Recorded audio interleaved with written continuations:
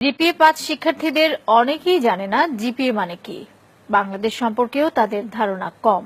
মুখস্থবিদ্যা নির্ভর পড়াশোনা এবং শুধুমাত্র ভালো ফলাফলমুখী শিক্ষা ব্যবস্থার কারণে শিক্ষার্থীদের এ অবস্থা বলে মনে করেন শিক্ষাবিদরা। আনোয়ার হোসেনের রিপোর্ট।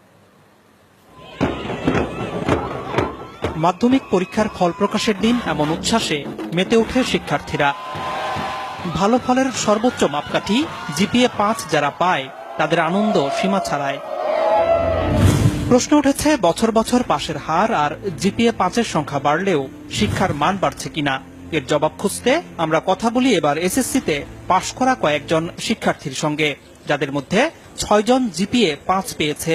তাদেরকে আমরা কিছু প্রশ্ন করি। জিপিএ এটার পূর্ণাঙ্গ রূপ কি? জানি না, এখন মনে পড়ছে না। GPA grating point. এসএসসি এটার পূর্ণাঙ্গ রূপ কি? এখন আমার মনে পড়তেছে না। Junior school certificate. School secondary certificate. আমি জিপিএ-5 পেয়েছি, ইংরেজিতে কি হবে?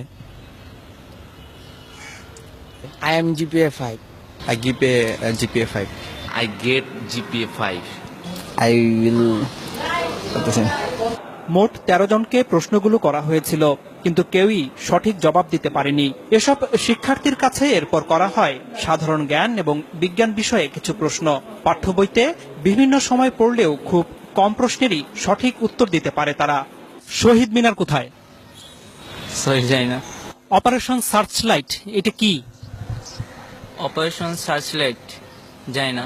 অপারেশন করার সময় যে লাইটটা জ্বালা ওইটা হয়তো জানি, কিন্তু তার বেশি কিছু জানি না। 25শে মার্চ কাল রাতে পাকিস্তানি হানাদার বাহিনী যে প্ল্যানিং করে আমাদের দেশে হঠাৎ আক্রমণ করে, ওইটাকে অপারেশন সার্চলাইট বলা হয়। শহীদ বুদ্ধিজীবী দিবস কবে?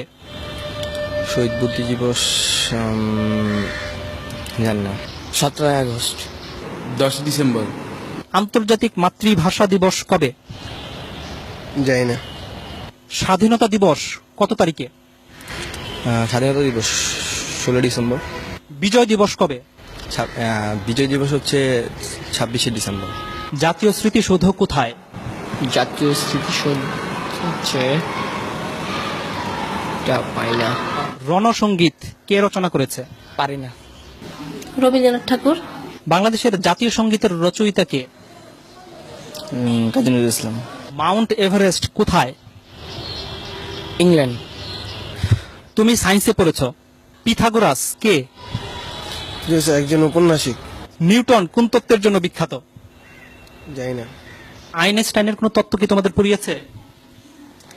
আইনস্টাইন না, নিউটনের পড়ছি, কিন্তু আইনস্টাইনের পড়ি নাই। নিউটনের তত্ত্বটা কি, নাম কি? গাছ থেকে মানে আপেল পড়ার যেই তত্ত্বটার নাম কি? নামটা মনে নেই। বাংলাদেশের বর্তমান রাষ্ট্রপতির নাম কি? বাংলাদেশের বর্তমান রাষ্ট্রপতির নাম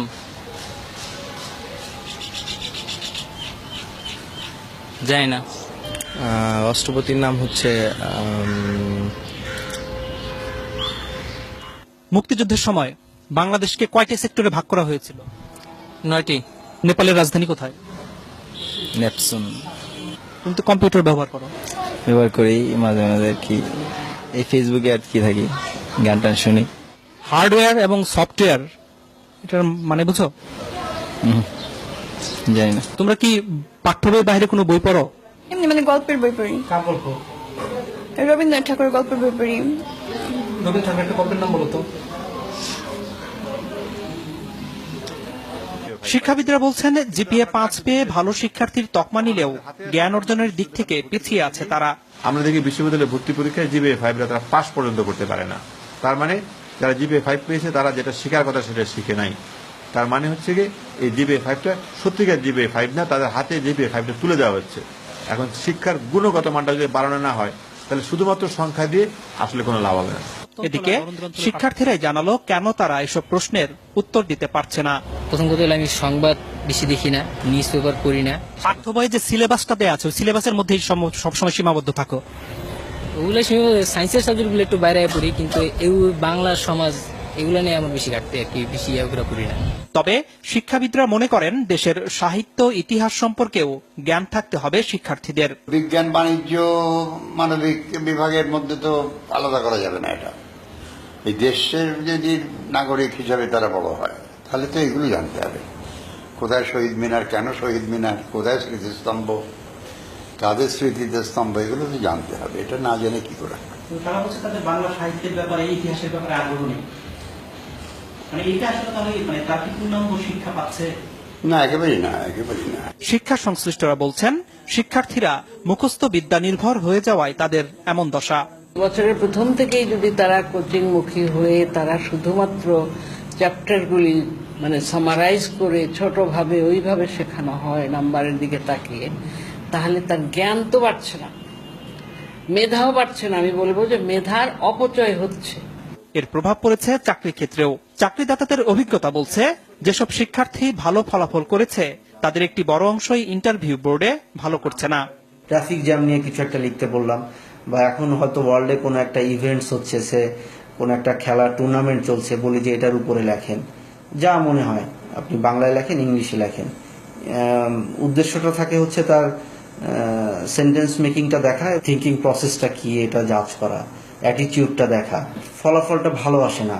জেনারেল নলেজটা ডেটোরিয়েট করেছে এবং কমিউনিকেশন স্কিলে ডেটোরিয়েট করেছে, বোথ রাইটিং স্কিল এবং ভার্বাল স্কিলটাতে।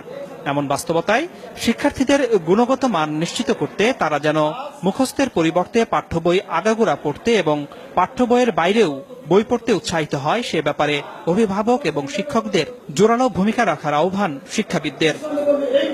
আনোয়ার হোসেন, মাছরাঙা সংবাদ, ঢাকা।